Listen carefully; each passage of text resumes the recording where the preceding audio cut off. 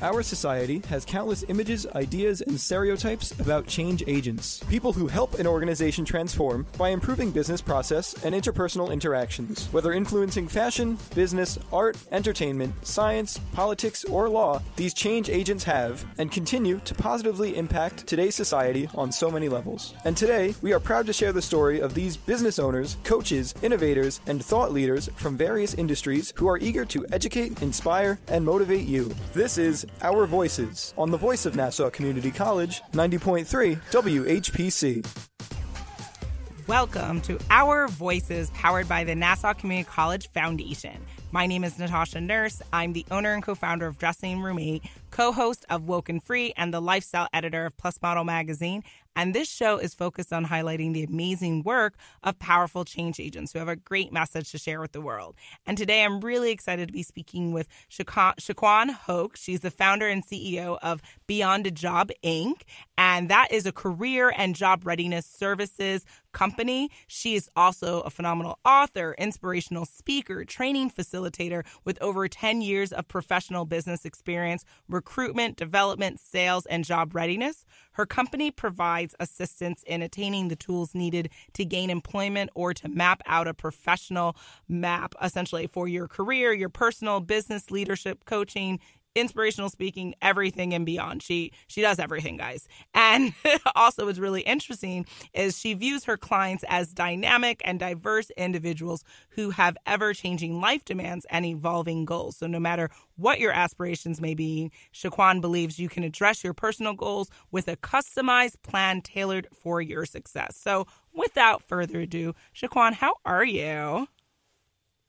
Hello, I am so excited. I'm happy to have this opportunity. Thank you so much, Marsha.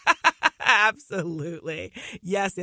So I'd love for you to, we're happy to have you on 90.3 WHPC. I really would love for you to share just how you became an entrepreneur and how did you kind of make your way into the career job readiness space and what made you decide to start your own company? Absolutely. Well, I was pretty much an entrepreneur at the age of 16. You know, when you see your mom walking around trying to take care of the bills and everything, and I was kind of short and shy, and I was like, I really didn't want to ask mom for things. I really felt like I needed to be responsible for myself. So I started to do little things like make things with my hands, crochet, babysit, and even do hair to start earning some extra money on my own. It wasn't until my 30s that I decided to actually go and open up my own business. And this is because the line of work that I was in employment services, I saw that there was a need. I serviced clients that were looking for employment, and they fell in hard times and had to depend on the system. Mm-hmm. And so my role was to help them to gain self-sufficiency by getting employment through job readiness and me helping them, guiding them so that they can get off of the system. I found that they began to seek me out and contact me and even refer their friends to me, even after they attained employment and left the program. Mm-hmm. They would find me. And so I said, wow, I didn't realize that even people who, when you would think that in employment and these type of programs, that it would just be entry-level people. Mm-hmm. But honestly, I had people from entry-level all the way to master's degree that ended up in the human services program where they were mandated to complete a certain amount of hours so that they can get their benefits. Mm-hmm, and so that's when I decided I need to do something to help these clients. And that's when the Beyond a Job Incorporated was born. Mm-hmm. And what would you say has been, if there is a consistency, the common kind of thread of why people were struggling getting jobs, or if they lost their job, what was the issue in getting back into the market? I found that in getting back into employment, the common thread was really not having clarity as to what they wanted to do and the skills that they had that they could leverage and bring to the table to get employment. Absolutely. And when you say lack of clarity, was it in how they were presenting themselves, their resume, cover letter, how they, performed on the interview, or all of the above? It was, pretty much all of the above. But I would say the most common thing was not representing themselves in the best way that they could, their image. I did a lot of coaching on how they should dress, how their look should be according to the industry that they were going into. That was one major piece. Okay, so now you're really getting me excited because I am definitely a fan of fashion and do quite a bit in the space, as you know. So let's break that down. What are the missing links here for when it comes to dressing for the career that you want, as well as the life that you want? Yes, well, I found that it's important to first know, who are you? And is your image really playing to who you are as a person, or are you dressing as someone else and being uncomfortable? A lot of times, we kind of think that we need to kind of follow this cookie cutter style that's kind of laid out for us, but we all have our different personalities. And if you're the type of person that's artistic, for example, creative, then the same old dreary white shirt, black skirt, and, some pumps, that's like so boring to someone who's very artistic, like myself. So I had to, let them know you can go outside of the box and still be professional. Absolutely. I completely agree. I think that what people fail to understand is fashion is whatever you make it to be. And you absolutely need to really sit down and get real with yourself. And what do you want your fashion to be? And I think the missing link I have found for the content that I put out is definitely people aren't doing the research, right? So if you were to say, hey, look up how to write a resume, look up, what are the things to say in an interview, and then they kind of just leave it at that and they forget the fashion. They forget the presentation piece, which is maybe I need to look up different brands. Maybe the brand isn't right near my house. Maybe I have to buy online. Maybe it's going to come from a subscription box. But you've got to put in the work because otherwise you're subject to just whatever's available. And there are a lot of things that are out there that you might not even know about. So I think, fashion takes work, but it's so worth it because when you walk out right of your house and you're in this like phenomenal outfit and you're ready to ace that interview, you're ready to make that great impression, it's undeniable, right? And then it's when someone sees a confident candidate, I think it really makes a bigger difference than someone who's just walking in very plain Jane and then not maybe very comfortable like you mentioned and fidgeting, and that's not gonna yield a positive outcome.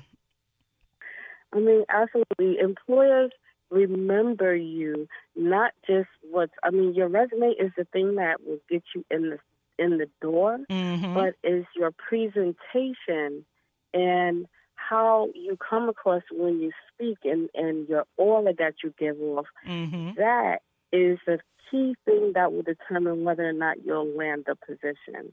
And believe it or not, employers will hire people who they like, your personality. And I feel your clothing is a huge part of your personality, and that should come through in the interview. Exactly. You are listening to Our Voices on the Voice of Nassau Community College 90.3 WHPC.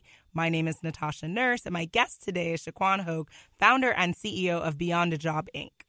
So many questions. Okay, so what would you say are like key resources for someone who's currently listening, they're looking for a job or they're looking to change their career?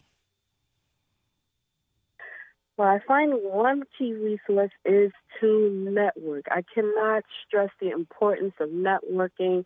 Each of us know at least 100 people. Mm-hmm. And we don't really tap into the people that we already know. Mm-hmm. In addition to that, I would definitely say going to conferences, workshops, things like that will definitely leverage your relationships. Building relationships is definitely key to going to the next level in your career, or even building and expanding a current business. Mm-hmm. Like for myself, I am a speaker, and I definitely take part in different conferences and workshops. Like, for example, this year, I'm a part of the 5th Annual Women on the Rise Conference, and also I'm a part of the MOVE conference that's happening in New Orleans. And I do this on a regular basis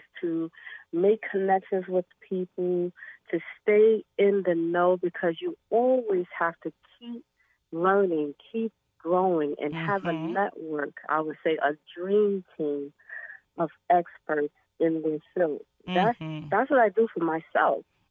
So absolutely, I teach this to my clients as well.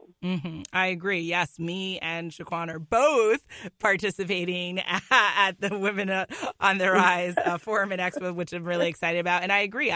As for me, as well as an entrepreneur, I would say that I wouldn't be able to have this opportunity to have my own show, to be on a magazine, to do all of the things I do if I didn't embrace the power of networking. So I completely agree. It is like not only a game changer in your career, it's a life changer. Like when people are listening to that Ciara song of Level Up, like if you want to level up, like real talk, you've got to level up your network. You've got to up that networking game. People, even that, like when I speak to people and I say, oh, what are your networking goals for the month? They look at me like I had 3 heads. And I'm just like, okay, sister. Let's sit down. Let's get some coffee. Let's figure this out. Because if that's not a part of the game plan, if that's not in the purview of what you're doing, then you don't know how you want to go about being successful. Because it's definitely a big part of that is who you know and how you're growing your network. So in addition to that, would you say there are also other resources like books that you have found that have been helpful for your clients or for yourself, or podcasts, online content that you tune into? Absolutely. Because as I stated before, we must continue to educate ourselves in order to, we don't just want to stay where we are. Because if you stay where you are, there's no growth. And if you don't grow, then you die. It's just like a flower. You always constantly have to nurture and water it and let it get some sunlight. And so that's how we are as far as our businesses and the careers are concerned. We always have to leverage the knowledge that we know and expand upon it, because this world is changing and evolving, especially with technology. And so we should also leverage the knowledge that we have, our network, and constantly be educating ourselves and become experts in our field. Absolutely. You are listening to Our Voices. My name is Natasha Nurse. More with my guest, Shaquan Hoke, founder and CEO of Beyond a Job, Inc., next on the voice of Nassau Community College 90.3 WHPC. I'm a college student and could use advice about my student loan. I had to leave school, but I still have student loans to pay back. I graduated and got the help I needed to pay back my loan in full. We're the NFCC, the National Foundation for Credit Counseling, with member offices nationwide that provide comprehensive financial reviews and student loan counseling. Call 877-406-6322 or visit us online at studentloanhelp.org. Welcome back to Our Voices on the voice of Nassau Community College 90.3 WHPC. My name is Natasha Nurse, and my guest today is Shaquan Hoke, founder and CEO of Beyond a Job, Inc. So, Shaquan, I want to know a couple of things. When it comes to career